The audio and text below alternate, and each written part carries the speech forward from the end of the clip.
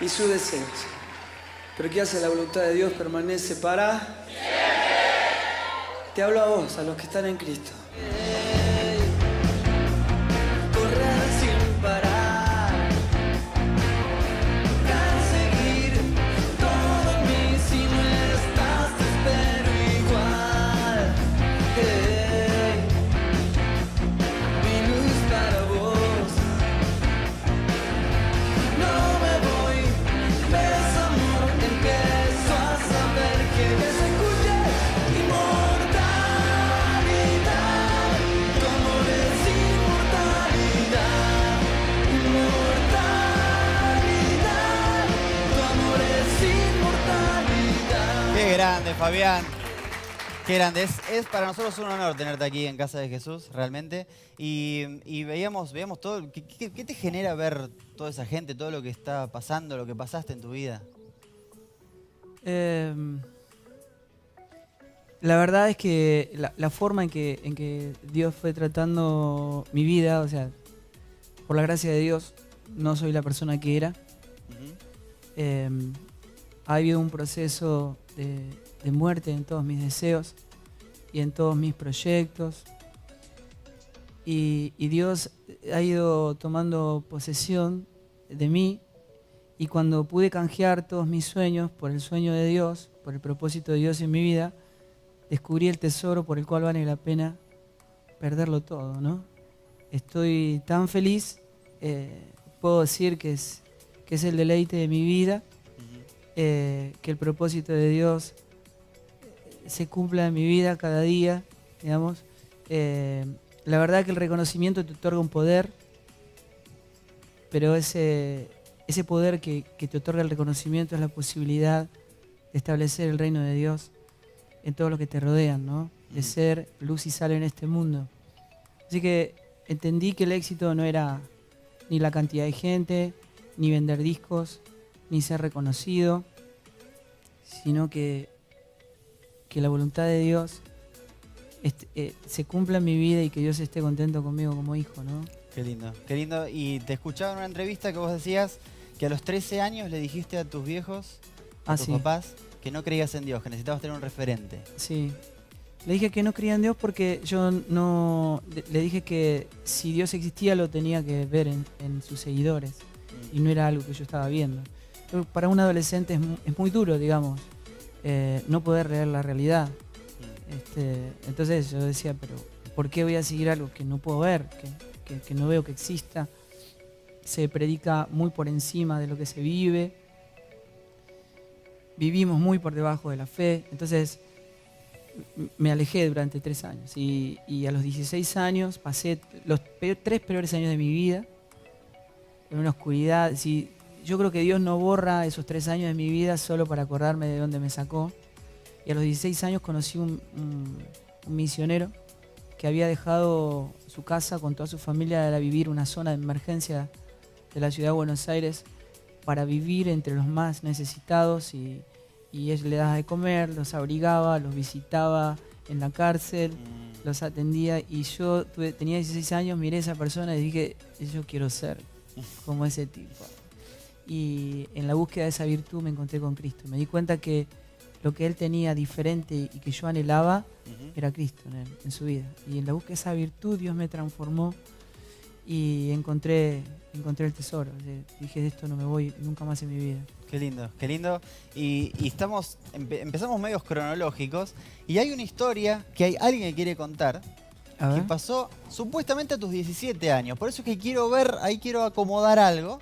Pero vamos a ver lo que dice esta persona. Hola, yo soy Sergio, el hermano de Fabián. Me pidieron que contara alguna anécdota de cuando éramos chicos. Bueno, esto es la época de que Fabián era adolescente, que era menor de edad. Cuando era chico, estaba en el colegio secundario, él no tenía licencia de conducir, no tenía licencia, no tenía registro, y sin embargo me pidió mi auto prestado. Yo era el único de los hermanos que tenía auto, estaba cursando el último año de mi carrera de medicina, yo me pasaba todo el día estudiando y tenía 3 horitas para dormir nada más, desde las 12 de la noche hasta las 3 de la mañana. Pero él me pidió que si quería ir con el auto a visitar a un amigo que vivía a 2 cuadras, nada más que 2 cuadras, que era nada más que 2 cuadras a pesar de que no tenía licencia. Y se lo presté. Y fue. Y a la 1 de la mañana suena el teléfono, porque lo tenía al lado de mi cama, lo atiendo y era del departamento de policía, donde me decían que un tal Fabián Liendo estaba detenido por manejar sin licencia de conducir junto a 10 amigos más. 10 amigos más, o sea, un auto Citroën chiquitito puso 10 amigos, eran 11, no sé cómo entraban, con la cara apretada, todos, pero entraron. Y salieron a andar y los detuvo la policía. Así que yo lo que le pregunté al jefe de policía si podía ir a buscarlo en vez de en ese momento, si podía ir a las 8 de la mañana, porque yo quería dormir, yo me pasaba el día estudiando. En realidad me interesaba más dormir que ir a buscarlo. Total, él podía dormir en el departamento de policía. Qué bárbaro. Bueno, ahí quiero ver ahí qué pasa. Sí, un aplauso para la familia que colabora, ¿no? Y que aporta a todo el testimonio. ¿Qué tenés para decir? ¿Qué edad tenías? ¿Realmente tenías 17 años? Eso fue verdad. En realidad cumplí los 17 en la comisaría. Wow. En el departamento de policía cumplí. Era mi día de cumpleaños. Mirá vos, qué bárbaro. Lo que pasó que en esos 3 años que yo estuve alejado de Dios, aprendí a manejar con los vagos ahí de la calle. Yo sabía manejar. Claro. Porque mi papá no me hubiese dado jamás el auto siendo menor. Y justo, bueno, había hecho el grupo de los chicos de la iglesia en ese tiempo y estábamos ahí muy cerquita. Entonces yo le dije, dale, déjame, lo convencí para que me lo preste. Cuando salimos del lugar donde estaban con todos los amigos, me dijeron, vamos a dar una vuelta. Le digo, no, porque yo le prometí a mi hermano que iba y venía. Dale, no seas así, Dios. No arrugues y qué sé yo. Y me empezaron a comer, y se subieron 10. O sea, ¿cómo entraron 10? Y habían 2 en el baúl. 2 en el baúl. Sí, así fue. Y iba así efecto suelo, porque viste que toda la amortiguación y la suspensión de los Citroën es bien, viste, así que iba efecto suelo. Haciendo un repaso por toda tu vida, parece que has vivido muchas vidas, porque hay muchas historias. Aparte de todo lo que uno conoce ministerialmente, Fabián, vos sos arquitecto. Sí. Y es increíble también que tenés una profesión y que trabajaste durante 15 años en lo que es la arquitectura. Sí, que dirigí obras durante 15 años, pero en realidad desde el año 91 que trabajo como arquitecto. Qué bárbaro. Nunca dejé de trabajar. En su momento, cuando empezamos con el ministerio, nosotros quisimos consagrar toda la economía del ministerio a la obra de Dios, al reino. No quisimos vivir del ministerio para no contaminar nuestro corazón, no depender de ningún dinero que no sea de nuestro trabajo y poder servir a Dios con un corazón libre. Y todo arquitecto, me imagino, que dibuja, sabe dibujar. Y no te creas, no te creas. Bueno, vamos a chequear qué le parece. Vamos sobre a chequearlo. todo en esta era del AutoCAD y todos los programas 3D, muy poco dibujan. Muy poco, pero Fabián va a hacer la excepción a la regla y va a dibujar para todos nosotros una casa, la típica casa. ¿La típica casa? Sí, mínima, así, la que uno dibuja en la primaria. Sí, pero si podés poner un toque de soy arquitecto, tipo, esto no lo hace cualquiera. No sé si le querés poner, viste, qué sé yo, losa radiante, no sé qué le querés poner. Rejas a las ventanas, lo que vos quieras. No, lo que puedo hacer... Bueno, nada. Ahí está, estamos en vivo y en directo. A todas las personas que están en este momento mirando, te pido por favor que comentes aquí debajo desde dónde estás mirando, que uses el hashtag Fabián Liendo en CDJ, en CDJ, y por supuesto que compartas este video, porque esa es la forma de que se pueda expandir todo esto y que mucha gente más se entere que está Fabián en vivo dibujando. Yo te voy a también mostrar, una vez que vos me muestres, te voy a mostrar el dibujo que yo hice, porque bueno, obviamente no quería, me da envidia, ¿viste? Si viene solo el invitado a dibujar, esto no sirve. Así que yo dibujé también esta tarde porque quería ser parte, ¿no? Mirá. Mientras suena música, típico. La gente, a ver. No, lo único que hice fue ponerle perspectiva. En cámara, ahí en tu toma, a ver. Ahí. Muy bien, impresionante, un aplauso. Se nota. Wow, de verdad que me sorprendiste. ¿En No, serio? no. ¿En serio? Yo humilde, ¿no? Lo hice con lápiz. Con lápiz. Pero pueden ver que no soy arquitecto, pero estoy con un buen detalle. También manejé las sombras, no sé si verás. Muy bien. Pero no quedé atrás, ¿verdad? Me Muy merezco bien. un aplauso yo también. ¿Cómo no? Por favor. Sin ser arquitecto. ¿Y tuviste alguna experiencia con algún arquitecto, alguna persona de trabajo, pero con Dios? Digamos, que estaban hablando de obras, por ejemplo, y de repente... Muchísimo. O sea, con Dios es permanente porque yo entendí que la manera de presentarme es la puerta para poder hablar de Dios. La gente no es confidente. Entonces, en la medida en que yo me presento, le digo, mira, yo soy hijo de Dios, soy músico. Desde que lo conocí, he dedicado mi vida a esto porque es el tesoro de mi vida. ¿Cómo es eso? Bueno, entonces ahí empieza todo como viajo por el mundo.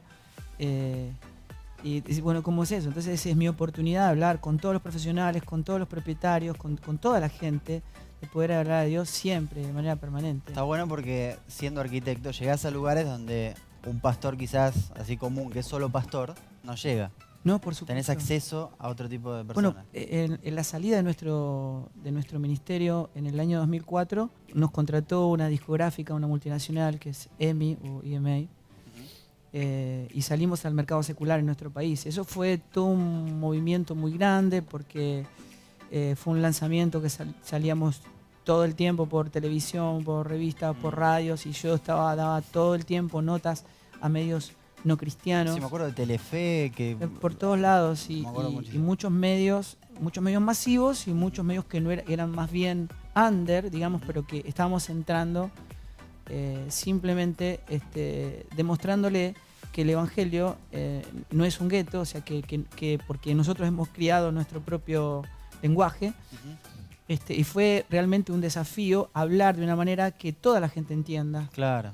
¿No es cierto? Y no ser el referee del partido, donde si quedabas bien con la gente que no era cristiana, la iglesia decía, pero se están vendiendo. Y si quedabas bien con la gente de la iglesia, esto decían, pero estos evangélicos que vienen a hacer acá. Entonces, Jesús hablaba para la gente, no para los cristianos ni para el mundo, hablaba para todos. Claro. Entonces, desarrollar un lenguaje que la gente pueda comprender.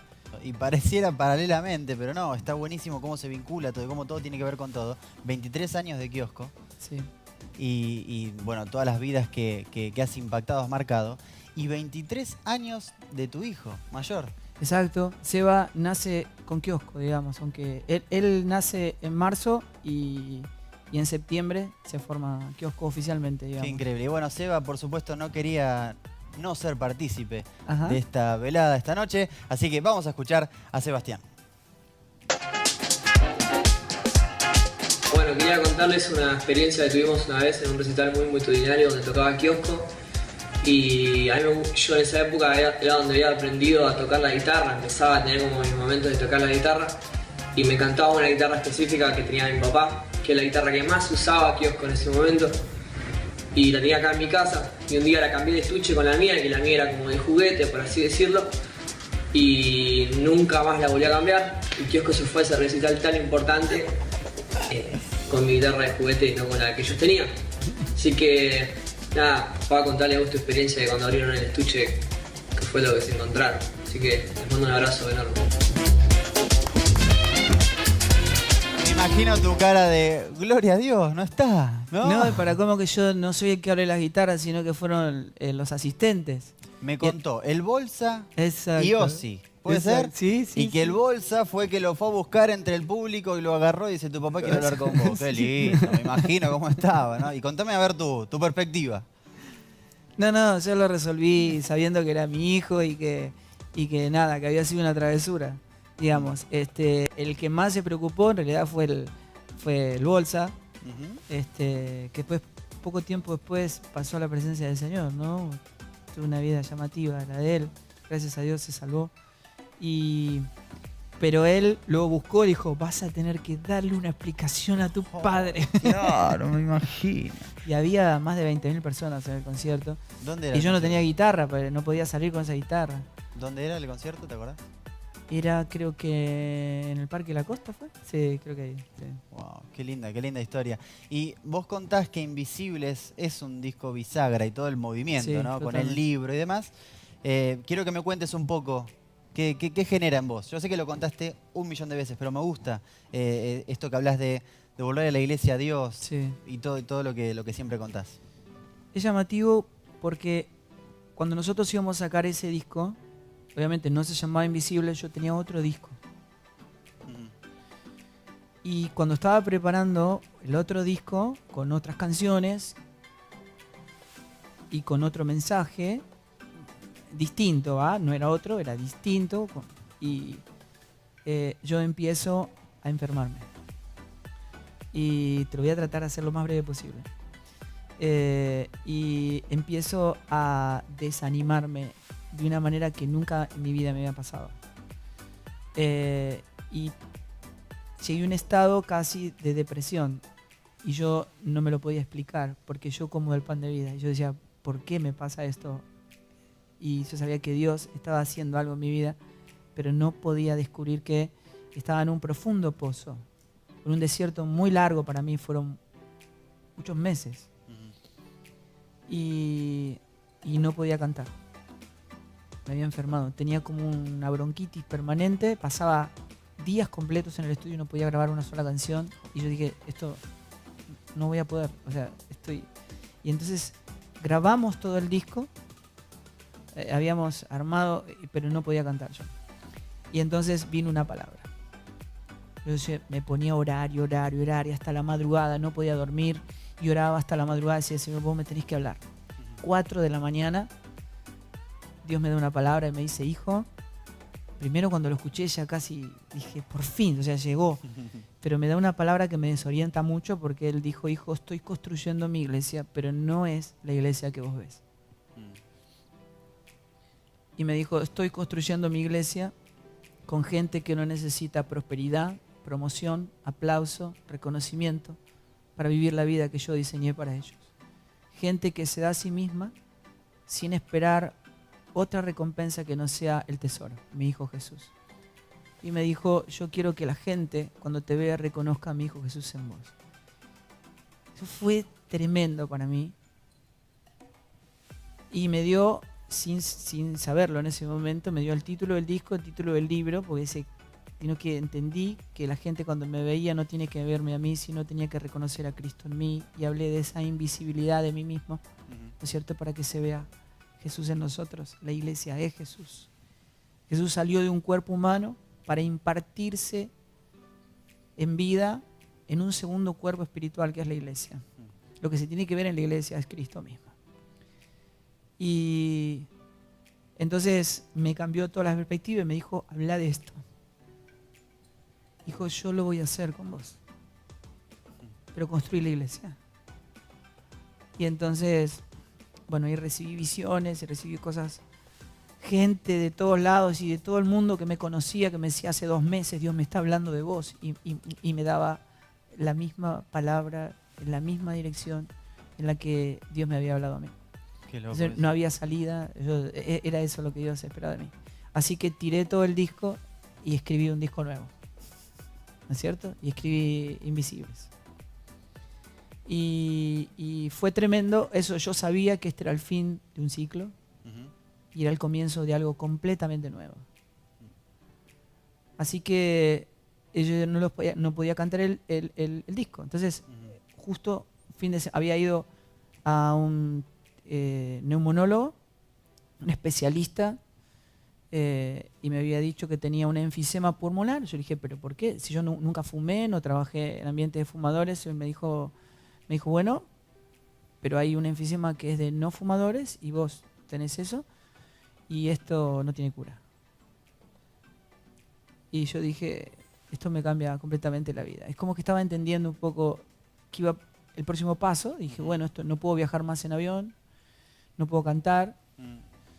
Y dije, bueno, Dios me está dando un giro en mi vida. Esa semana fue increíble porque me llaman estoy contando algo que nadie sabe. Me llaman nos habían dado un Dorman de una marca muy famosa de micrófonos Y eran $18.000 en micrófonos que nos habían dado. Y me llaman de la compañía y me dicen, necesitamos verlos hoy. Y dije, ¿por qué? ¿Qué pasó? Y fuimos y dijeron, nosotros estamos enterados que Fabián no puede cantar más y que la banda no va a seguir. Y yo le dije, disculpen, nosotros vamos a seguir hasta que Dios lo diga. Y ellos dijeron, se miraron entre ellos y dijeron, le tendríamos que haber preguntado a ellos primero. ¿Por qué no nos dejamos llevar por lo que nos dijeron? Así que dijeron, listo, terminado. Pues yo me subí al auto, cuando volví a mi casa dije, ¿y ahora qué hago? Claro. ¿Entendés? Había hablado por fe. A los 2 días me voy a un campamento de adolescentes a ministrar. Y mientras empieza la alabanza, yo siento que alguien me abraza. Y me empecé a emocionar y empecé a tener un sentimiento de vergüenza y de indignidad muy grande. Yo dije, yo no puedo hablar de vos, Señor.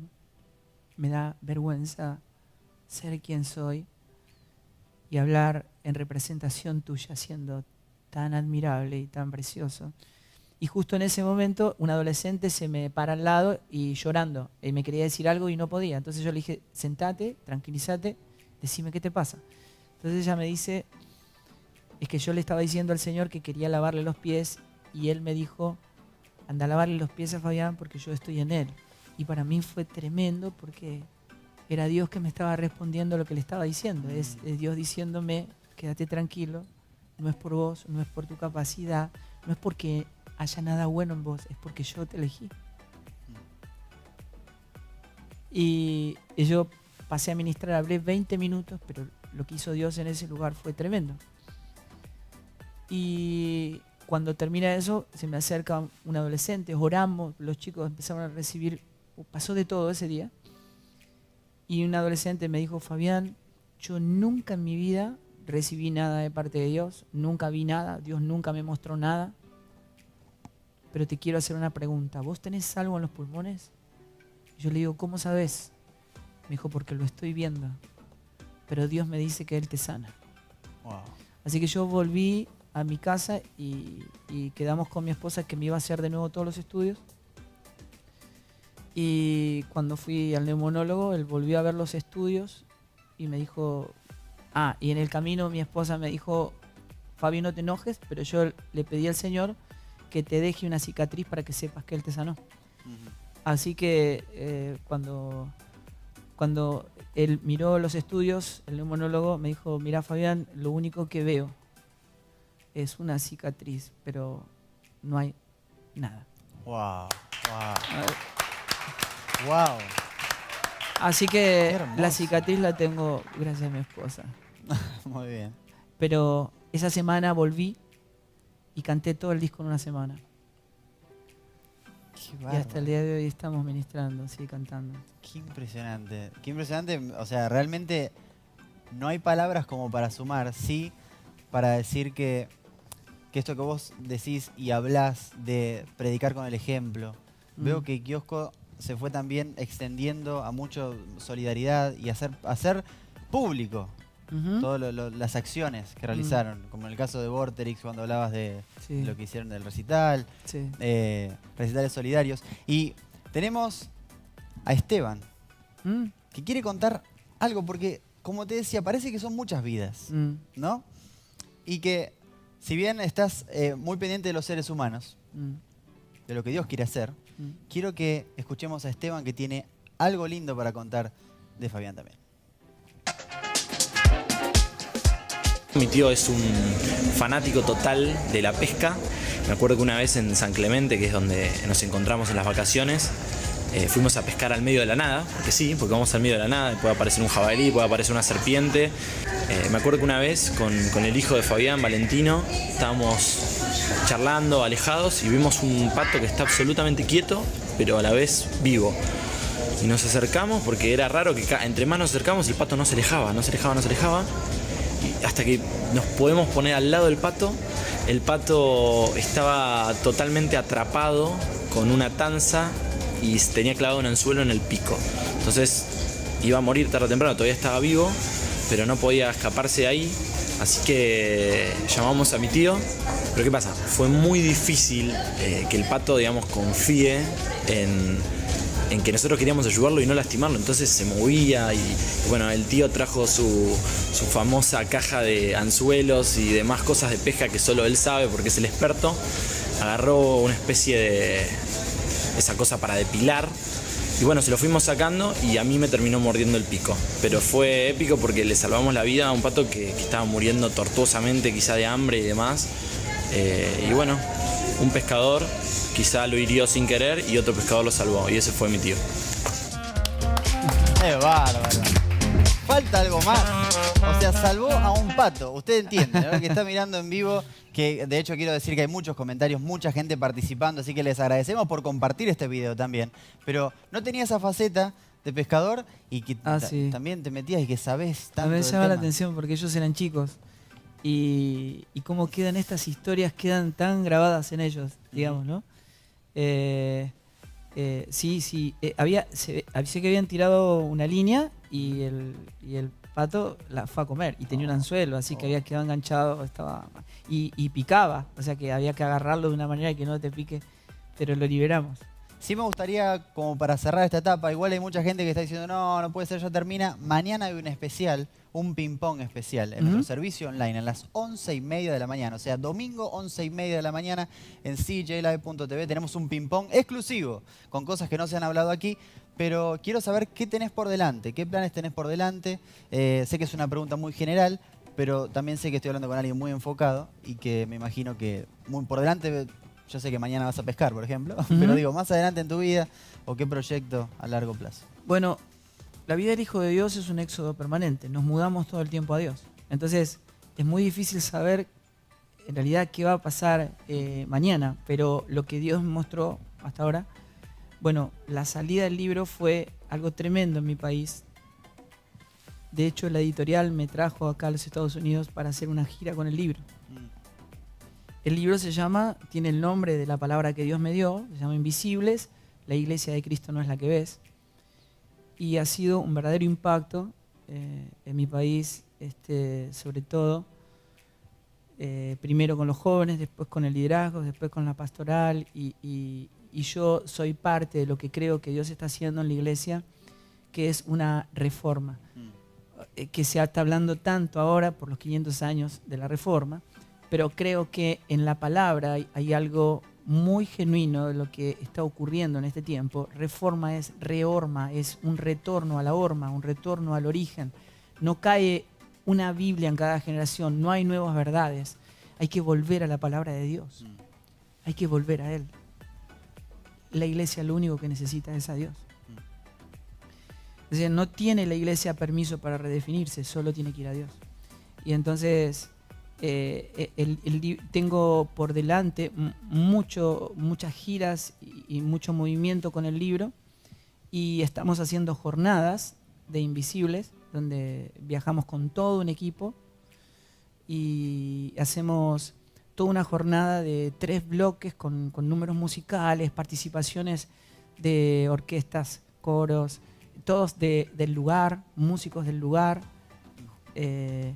y se crea una sinergia, una cosa espiritual muy linda, digamos, ¿no? Con el vínculo fraterno de la iglesia. Y el resultado de las jornadas han sido impactantes, ¿no? Por lo pronto estamos también empezando a componer un proyecto muy distinto a lo que veníamos haciendo. Creo yo, nunca sé si lo voy a poder lograr, creo que si Dios me da gracia lo lograremos, pero creo que hay algo que viene, que Dios nos está dando, que va a ser precioso para mí, si lo logramos. Y por supuesto que soy pastor, así que en la iglesia hay muchos proyectos hacia adelante en cuanto al evangelismo, el crecimiento de la iglesia, que no son métodos de multiplicación. Dios quiere nuestro corazón. Y es Dios diciendo todo el tiempo, dame tu corazón y yo voy a llenar la casa, ¿verdad? Porque Él es el que añade cada día el que ha de ser salvo. Así que tengo una gran carga y un gran compromiso con esta generación. Hay que devolverle la iglesia a Dios. absolutamente. La iglesia ha tomado una divergencia, una distancia tan enorme del propósito de Dios y ha sido por el deseo de conquista que hay en el corazón del hombre. Digo, en este momento, cuando uno mira, hace una mirada general sobre la iglesia, hoy la iglesia es tierra de nadie. Te lo digo de verdad, honestamente. Yo amo la iglesia, es mi familia. Pero nos hemos alejado enormemente del propósito de Dios en líneas generales, ¿no? No todos, por supuesto. Y hay que producir un retorno. La iglesia tiene un fruto que es el corazón de Jesús. O sea, si hay un movimiento espiritual dentro de la iglesia, si hay obras de poder sobrenaturales del Espíritu, nos hace humildes. Nos pone a nosotros al servicio de la gente, no pone a la gente a nuestro servicio. No produce sistemas verticalistas, piramidales dentro de la iglesia donde algunos tienen privilegios sobre otros. La iglesia es horizontal. Que quiere ser mayor tiene que ser el servidor de todos, considerando siempre mayor a tu hermano. El privilegio es perder la vida por amor, servir en la mesa de los más pequeños, lavar los pies. Se entiende, ¿verdad? Jesús no vino para ser servido, vino para servir. La iglesia no tiene rehenes. La iglesia está hecha de hijos redimidos por el amor del Padre. Yo creo, bueno, un placer haberte tenido. No sé cómo la pasaste bien. Ah, súper. Bueno, muy bien. Igual eso no termina. Mañana, recuerden, 11:30 de la mañana, tenemos el especial, el ping-pong. Que se lo llama en Argentina, por lo menos. No es que vamos a jugar al ping-pong, sino que vamos a ir a una pregunta y respuesta. Y por supuesto ha sido un placer. Mucha gente se ha conectado. Esto va a quedar aquí en nuestro Facebook, así que pueden estar participando, seguir compartiéndolo. Tenemos muchos invitados que ya están confirmados que van a ser los siguientes. Así que con este aplauso nos despedimos. Hasta la próxima. Chao.